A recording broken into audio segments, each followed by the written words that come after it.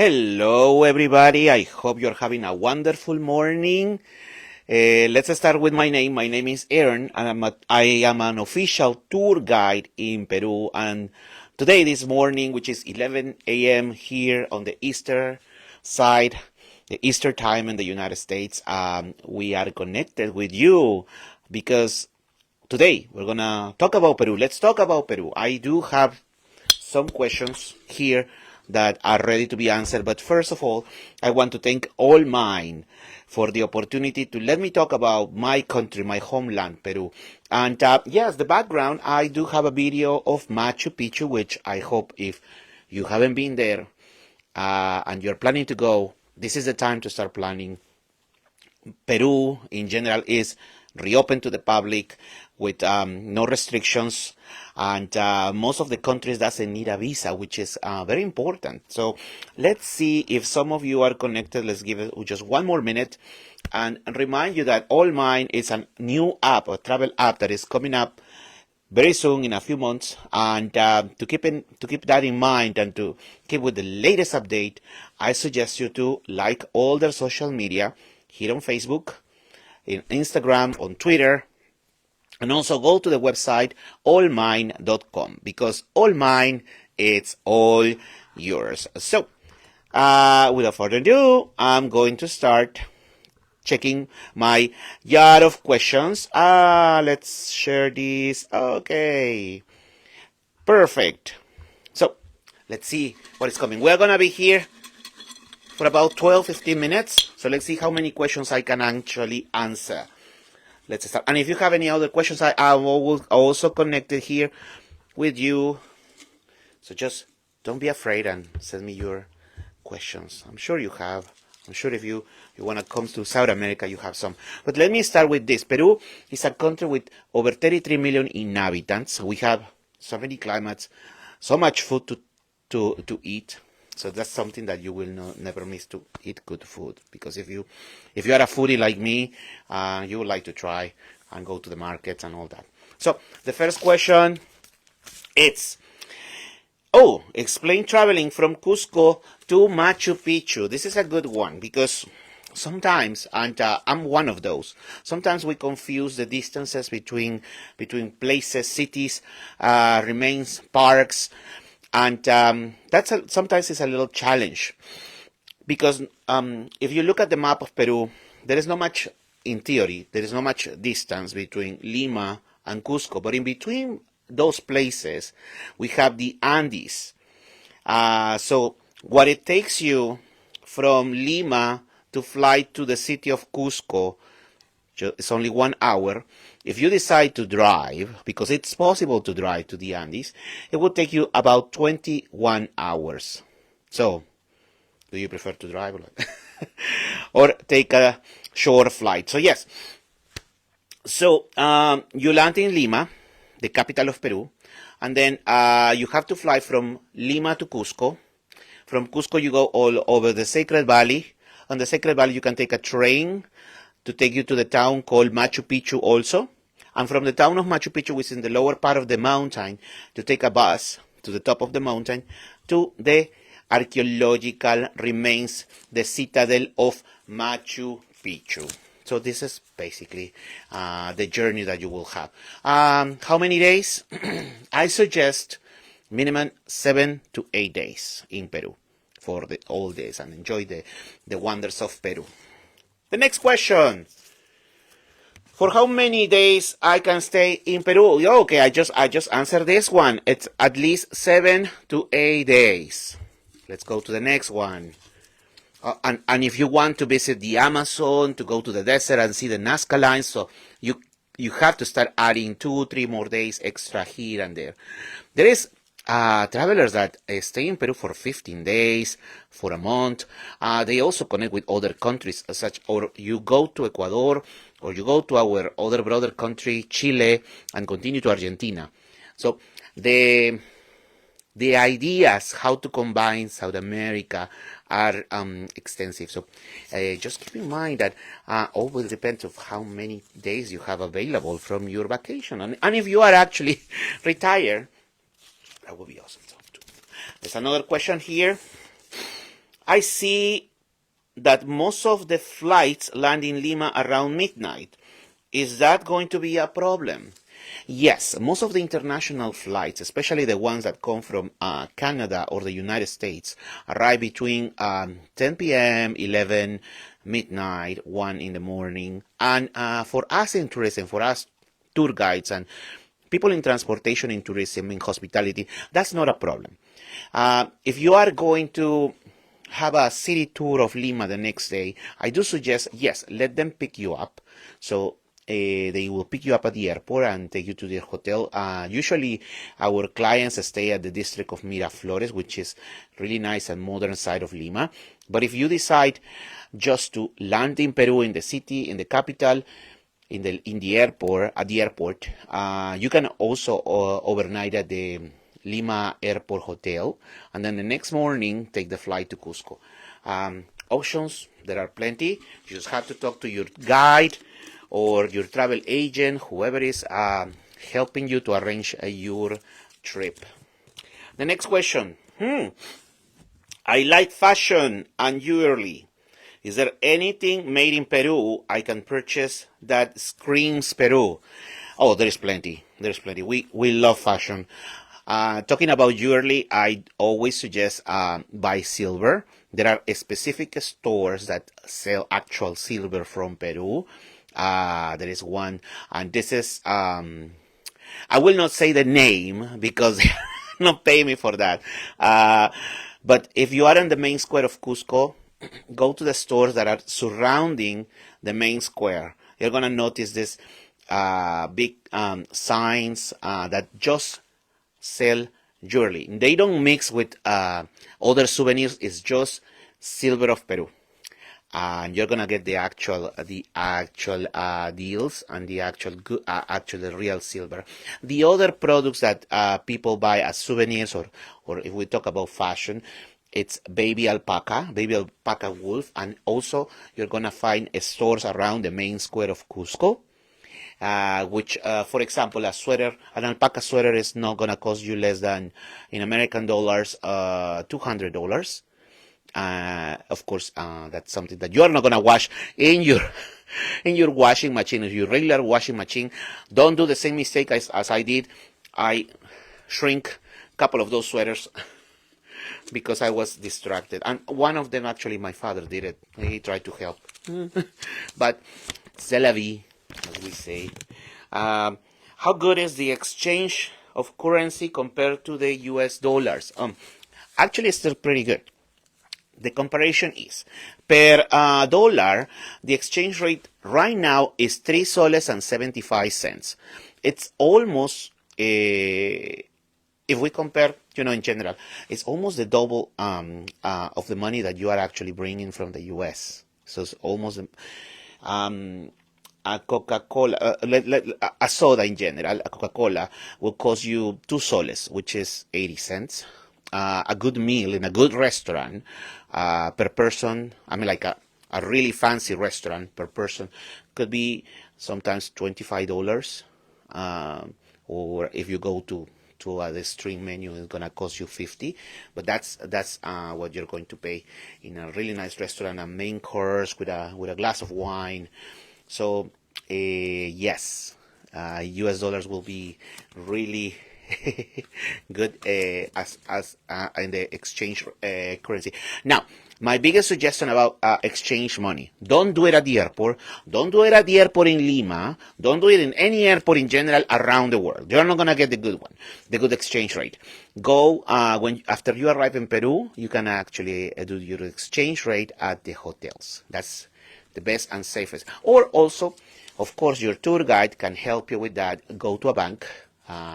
Because unfortunately, and this is around the world, you can get counterfeit. So you don't want to do that. You don't want to have those issues. So always check with your guide.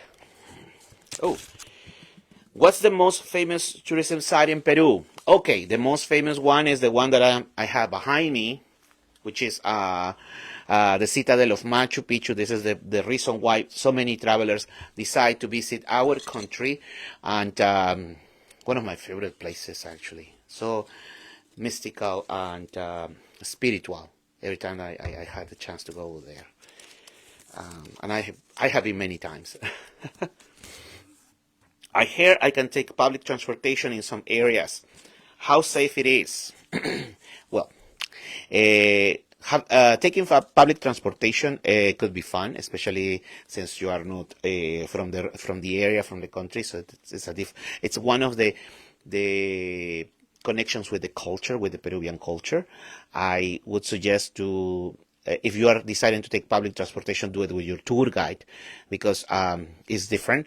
Even when I was in Washington D.C. and it was difficult at the beginning to take the trains around. Of course, I figured it out at the end, but I had to ask so many questions, but also because I speak English, that was a big help. But imagine that you don't speak Spanish. That will make a little challenge. Now, I don't say don't do it, but do it with a local. Do it with your tour guide. Oh, I see a question over here. Can you pay with credit card? Yes, many places credit cards are welcome, especially Visa. Visa is the most common credit card brand that it's possible to pay around Peru. My suggestion is talk to your bank before you travel abroad, no matter the country, so they allow your card to be used outside your hometown, your homeland. Also MasterCard. So those are the two brands, but mostly Visa is the most welcome one. Now, don't get upset, and because this happened a lot, so many of my travelers call their banks in advance and they said, yeah, no problem, everything is fine. And then when they arrive to Peru, they had issues that the card is not recognized, and then they have to call again. Don't worry about that. A good tour guide always will have a good data plan, a good plan to call back in the US or Canada, and they can help you right away. And usually those banks has an international line and number that you can call. So if at first your card doesn't work, don't worry, we got you covered. Let's see. How is music in Peru?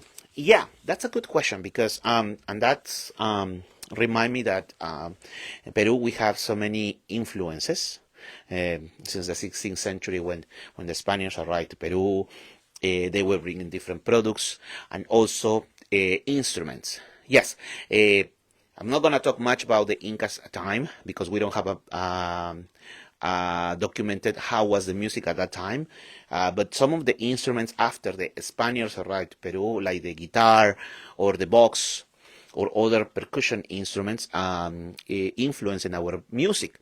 For example, in the coast, in Lima to be specific, there is a big flamenco influence from Europe that it's being fusion with our traditional sounds.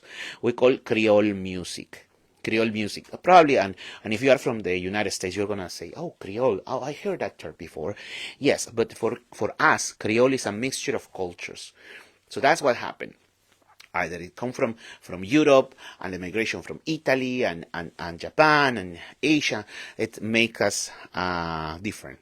And so we have that the Creole music in the coast of Peru. Then we have the center or the highlands, which is a little bit different, which is the Huayno, which is more traditional and probably more connected to our ancient society, which is the Incas. And then a little bit more tropical sounds in the jungle side, which also been influenced with our brother country, Brazil. Let's go to the next question. Let's see. And if you have any questions, just put it in the chat here. I'm reading you. Are you tired of visiting Machu Picchu? That's actually a very common question that I have from travelers. Every time I have a group, are you tired to come here? And for me, every group, every group of travelers, it comes with their different vibes. That's one thing. Second, they have a different reason why they come to Peru. Some of them, they hear about South America since they were little kids, and they always wanted to visit Peru. And there are other reasons. I had once a marriage proposal. That was an amazing time to be part of it. Of course, I also had to arrange the champagne and make it as much special. There are many birthdays on the way to Machu Picchu. So every group has a different reason to be traveling, and that's what makes it different. Also, I on the way and over the years, I make so many friends on the way to Machu Picchu, and one of the group of friends that I have is actually in that town, and they are like my family. So every time I go to Machu Picchu, it's not only for the archaeological remains, it's also to see my second or third or my other family too. Can I use Uber? Yes, Uber it's available in Peru in some cities, like of course in Lima. You can arrange an Uber to take you to the airport, for example, or go around the city of Lima. Uber is available in Cusco, in Arequipa, and Trujillo, but not everywhere. But for sure, in the main capital of Peru, in Lima, it's available, and it's gonna get charged to your credit card, to your regular credit card. Is it true that Peruvians eat guinea pig? Oh my God, yes. Not every Peruvian, but yes, there is that's regional. That's a regional cuisine. They cook guinea pig, for example, in Cusco, in Puno, in the Andes region. Also, in the side of Bolivia, they consume guinea pig as a delicatessen, and that used to be something that people just cook to welcome you to their homes. If you are a friend, oh, let's cook a guinea pig, and but lately it become a more part of the traveler's culture to request a guinea pig. Now, I didn't grow up eating guinea pig. What I grew up eating was ceviche, which is the raw fish marinated in key lime juice, onions, and Peruvian chili peppers, the ajís, and salt, pepper, and that's what I love. I love ceviche. Of course, I'm coming from the coast. Let's see the next one. How is the weather? As I was just telling you, that we are divided with the coast, the Andes region, and the jungle. That also give you different seasons. In the coast, we have the 4 seasons. That's we don't have snow in Peru. Well, we have snow in a small portion of Peru, but if you are looking for a place where you can ski, this is not the country. In the Andes, it's divided basically in the dry season and the rainy season, and that's make a difference, especially if you decide to go to Machu Picchu, which we were talking. The seasons or the months that I recommend you to visit Peru. If you don't like rain, it's between May to September, which is the dry season. But if you don't care about rain, you can come any time of the year after September to April. I had travelers over Christmas, New Year's, and that brings me to one question actually. This is a very Catholic culture. So Christmas, it's one of the days that is very important. So if you are expecting to travel on December 24 and 25th, also expect that the prices are going to be higher. So just so you know, what is the best thing of being a tour guide? All right. Well, I start in hospitality in 2001, and wow, it's been 22 years. 22 years in hospitality. And the best thing is that I made so many good friends, so many dear friends, that over the years I had the chance to visit them when I went out of Peru. And that I think that the friendship that I made over the years, that's the most important thing for me. So that's the best part of Peru. That's the best part of being a tour guide, probably. Let's go to another question. Oh, I see that we go 20 minutes. I haven't finished those questions. I'm gonna answer a couple more. If you have any questions, just put it in your here in the chat room. And if you are watching this video, after this live session, you can also send me your questions, and I will reply them today later. We're gonna do 3 more questions. What would be the most representative souvenir I can get to my best friend? Okay. One thing that even if he or she is not Catholic, I would suggest, you see over there, that's a little house on top of the TV. That's called a retablo. And a retablo, it's a tradition that it was brought by the Spaniards. They brought these boxes that they open and they have different figures. Mostly they were they were nativities. But over the years, the retablos were in an evolution and more connected to the Peruvian culture. This one specifically is also a nativity, a traditional nativity in Peru. But there are other retablos that shows like the music house, the Day of the Dead. And that's probably one of the most important souvenirs that you will get from Peru, especially if it's for your best friend. Let's go to the next one. After this, there is one more. What about internet connectivity? Do I need an international data plan? Internet is not going to be as fast as in your hometown. If you have a really fast internet like in the US or Canada, it's not going to be like that in Peru, but it's going to be available almost everywhere. You can actually connect with many hotspots around.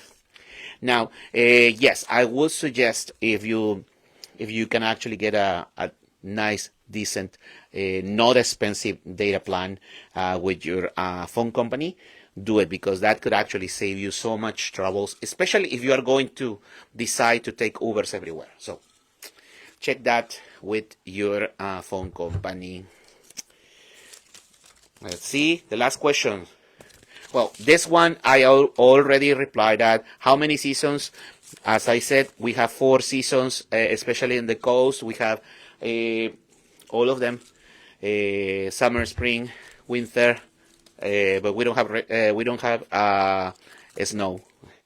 The last question is, are they friendly to LGBTQA? Let's start with one thing. We don't have any legal marriage in Peru, but Peruvians are very friendly with the LGBTQA community. So any traveler from the LGBT community decide to visit Peru, you're going to be very welcome. I would suggest to check with the travel agency or with your tour guide if they are actually LGBTQ friendly. Just mention, I'm coming with my partner, with my husband, with my wife, with my significant other. When you say significant other, they will know that you are part of LGBTQ, and you will know right away if they are allies, and you will have no problems. But always, I would say, again, talk to your tour guide.